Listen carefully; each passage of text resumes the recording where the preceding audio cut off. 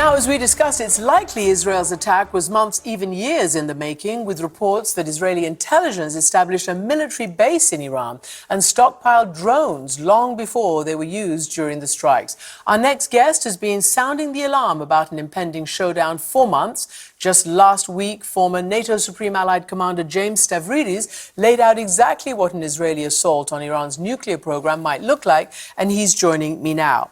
Welcome to the program, Admiral. So what is this like what you laid out?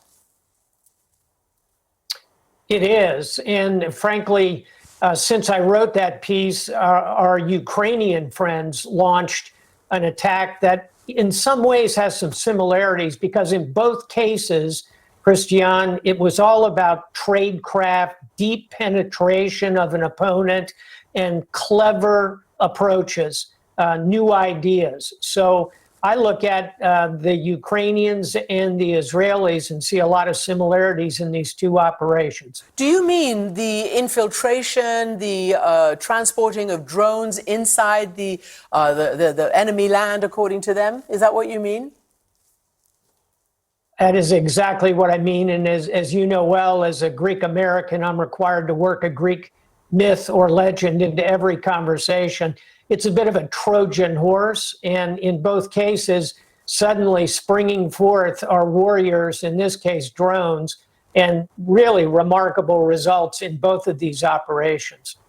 Who do you think were those Mossad operatives who they sent video out, obviously, Mossad, and you saw this black and white, grainy, nighttime video. Do you think they're locals who they have recruited? A great question for you to ask someone from the Mossad. Ideally, yeah.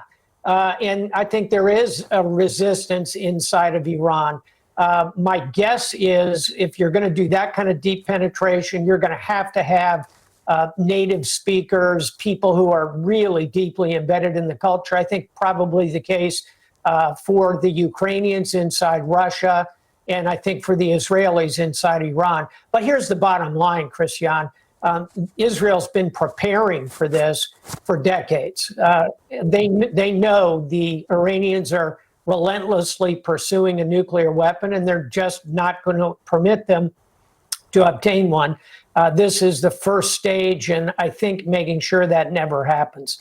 So, Admiral, what do you think then is the U.S. role? I mean, you're clearly, you believe that Israel can achieve what it says it's set out to achieve. You heard, well, I'm telling you that the former Israeli Prime Minister earlier on the program thought that it would not set the program back by a huge amount of time because they couldn't get to Fordo unless the U.S. came in, and that's the main part, and Natanz is underground, all of those big names that we know of.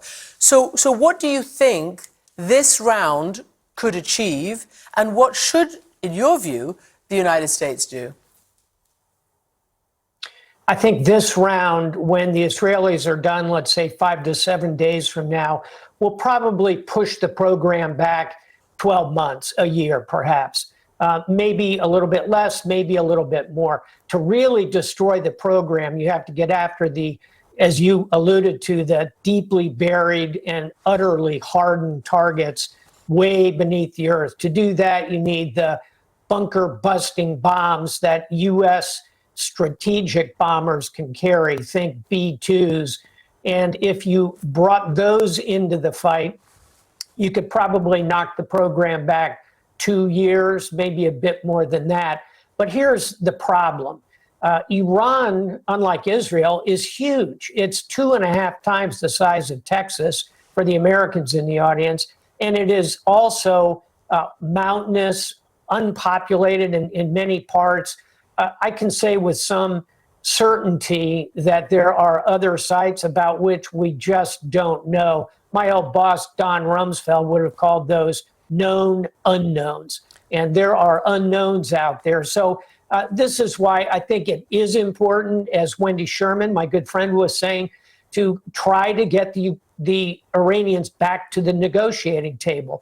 And this series of strikes may function as a bit of a wake-up call, get them back to the table, drop the idea of enrichment, and maybe we can craft some kind of diplomatic way out of the war fighting. What do you think could be a diplomatic way out? I mean, they say enrichment is their right and it's a red line. And to be honest with you, you know, it wasn't the initial Trump parameter. At first, he said the red line is a nuclear weapon. They cannot have a nuclear weapon. Okay, the whole world agrees to that. Iran says it doesn't want a nuclear weapon. But then they moved the goalposts, right? And they said no enrichment at all, which departs from the normal negotiating parameters. So what do you think is a possible deal under these circumstances? Well, if I were advising the Ayatollahs, which I assure you I am not, I would give them a saying we have here in North Florida, not the most sophisticated part of my nation, but the saying is, sometimes you got to be for what's going to happen anyway. Meaning, at this point in time, the Iranians have the weakest hand of cards they've had in my professional career, going back 40 plus years. They just don't have a lot of cards to play. And as a result of that, they ought to take the current deal, which is no enrichment, but we will give you enriched uranium for your peaceful program, which they say is all they want anyway. So what would be the problem with that?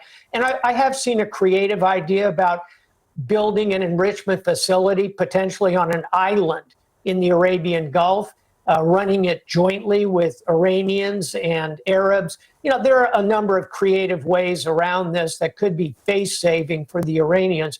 But at the end of the day, they don't have a lot of cards to play, and I think the deal on the table is the best they're going to get. It's kind of last exit before the tunnel for the Iranians. I hope they realize that. And on the other hand, even the former Israeli prime minister pointed out that Israel has not been able to win a war against Hamas in Gaza, you know, to the contrary, and so much civilian casualties. I mean, just absolutely appalling situation going on there. Barak said he didn't want to see a 20-month war of attrition with Iran. He also pointed out that the United States hasn't won a war for quite a long time. You've been NATO commander, and you know that. You mentioned Don Rumsfeld. Iraq was a disaster for you and for those who were involved. So how many cards do Israel and the U.S. have to play in terms of a constructive, you know, outcome? Well, first and foremost, the big card the U.S. and Israel have to play here is the military card, is a hard power card that would be ultimately quite devastating to Iran. Look, let's hope we don't get there, and let's come up with a diplomatic set of outcomes. And yeah, you are correct. Israel's a small nation of 10 million. And they don't want to get into a war of attrition with an enormous country with a population of 80 million. And so, yeah, there are some challenges for both sides in this equation. But I think, on balance, if you offered a package to the Iranians of some sanctions relief alongside no further military action, but they have to give up the ability to enrich uranium and therefore, by definition, the ability to have a nuclear weapon.